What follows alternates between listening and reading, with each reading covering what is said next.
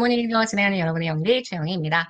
자, 우리 오늘 2023년 경찰 강부 33번부터 36번 문제, 오늘하고 내일까지 하면 이 경간부 무려 40문제도 다 끝납니다. 전체적으로 내용 정리하기 되게 좋은 문제여서요. 연습해 보실 만한 그런 필요가 있는 문제들이었는데 잘 마무리하고 있는 중이죠. 자, 33번 문제 들어가도록 하겠습니다. 자, 33번 문제는 우리나라 예산제도상의 특징에 대한 설명이라고 내용이 들어가 있습니다. 자, 우리나라 예산제도의 전반적인 특징들을 다 알고 있는지 문제가 그걸 설명하고 있다. 이렇게 보실 수 있죠. 자, 우리나라 조세의 종목과 세율은요, 조세 법률주의 채택하고 있기 때문에 반드시 법률로 정해야 합니다. 맞고요. 2번, 국가재정법에 명시된 예산안 의결 시한. 사실 국가재정법에서 설명하고 있는 예산안 의결 시한은 별도로 없고요.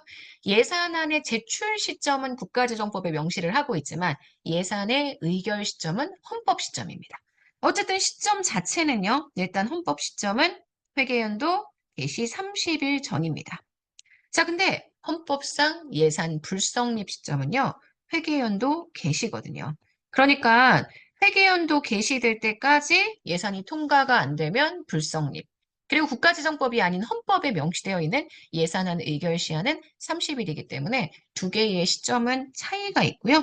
사실 여기 나와 있는 이 표현, 예산안 의결 시한의 국가재정법 명시 시한은 따로 정해져 있지는 않습니다.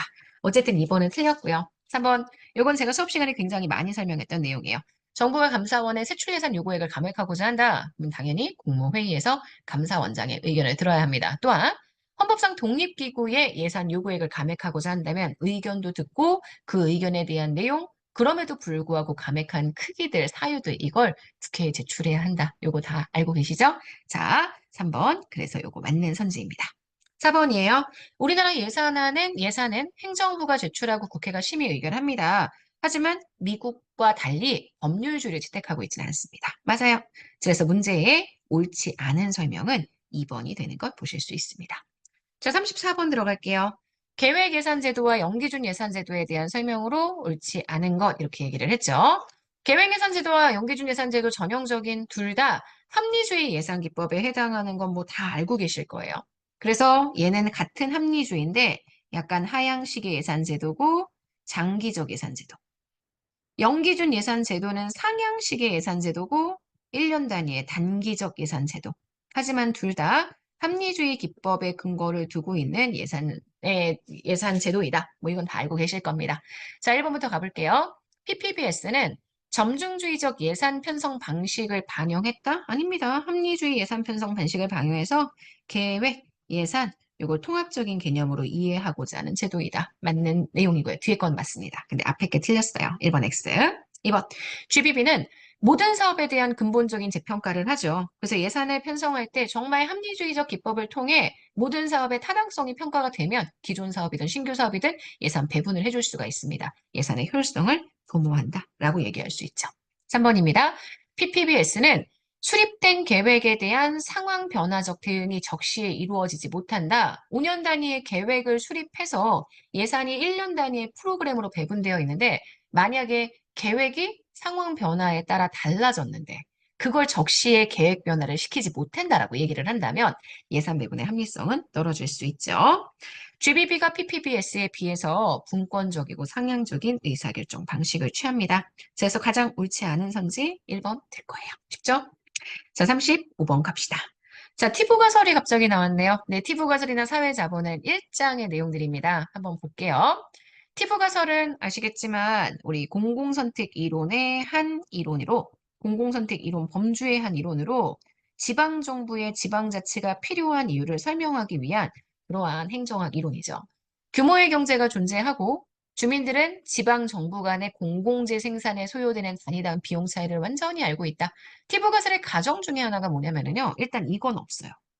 그래서 중앙정부가 생산하는 공공재 생산 비용과 지방정부가 생산할 때의 공공재 생산 비용의 차이가 없습니다. 규모의 경제는 존재하지 않습니다. 주민들은 지방정부 간의 공공재 생산에 소요되는 단위당 비용 차이, 완벽한 지방정부에 대한 정보를 알고 있어서 요 앞에 거는 틀렸지만 뒤에 건 맞습니다. 2번, 지방정부의 공공서비스로 인한 외부 효과가 일단 존재하지 않는다고 가정을 하죠. 3번, 고용기회와 관련된 제약 조건은 거주지 의사결정에 대한 왜곡을 초래할 수 있습니다. 그래서 이거에 대해서는 고려하지 않아야 한다라고 주장하고요. 4번, 개인은 누구나 자유롭게 자기의 선호에 따라 다른 지역으로 이주할 수 있습니다. 티브 가설의 기본 가정은 여러분 워낙 많이 하시는 내용들이어서 쉽게 보실 수 있지 않았을까라는 생각이 듭니다. 이 티브 가설은 규모의 경제가 존재하지 않는다 그래서 중앙정부와 지방정부가 공공재를 생산하는 비용의 차이가 없다라는 전제도 항상 하고 있다는 거 기억해 주셔야 합니다. 자, 그래서 문제의 정답이 되는 옳지 않은 선지 1번입니다. 자, 36번 갈게요. 사회적 자본입니다. 사회적 자본은 아시겠지만 사회 내에 존재하는 자본, 구성원들의 신뢰, 협력을 통해서 만들어지는 자본. 그래서 경제적 자본은 아니지만 경제적인 효과를 가질 수 있는 그러한 사회적 분위기입니다. 그래서 신뢰, 공동체 의식, 호혜성, 사회적인 네트워크 연계망이라고 보죠. 이런 것들을 주요 구성 요소로 하고요. 구성원 사이에 신뢰가 바탕이 될 수 있기 때문에 거래 비용을 감소시킨다는 긍정적인 측면이 있습니다. 그리고 공동이익과 상호조정, 협력을 촉진할 수 있죠. 상호 호혜적인 행동입니다. 이타적인 행동은 아니지만 서로가 서로의 이득에 대해서 함께 추구하는 행동이기 때문에 상호 호혜적 행동입니다. 여기까지는 맞는데 집단 내의 사회 자본 수는 절대 단기간에 증가하지 않고요. 장기간에 여기 넘어갔네요. 장기간에 걸쳐서 천천히 지속적으로 나타나게 되고요. 그래서 중앙정부가 의도해서 사회적 자본을 증가시키는 것도 불가능합니다. 그래서 지금 보시는 다 틀린 선지가 되죠.